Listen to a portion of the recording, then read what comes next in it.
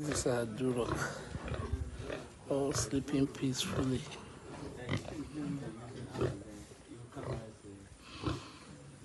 That means they are well fed. If animals are sleeping peacefully, that means they are well fed.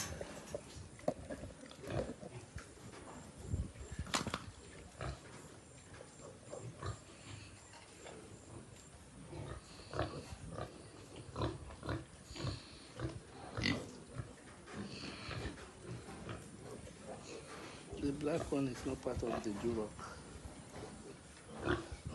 offspring, but it's half-blood Duroc.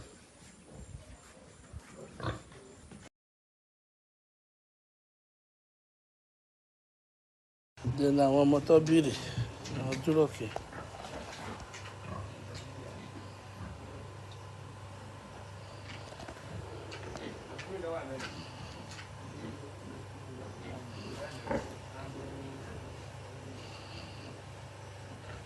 I'll do okay.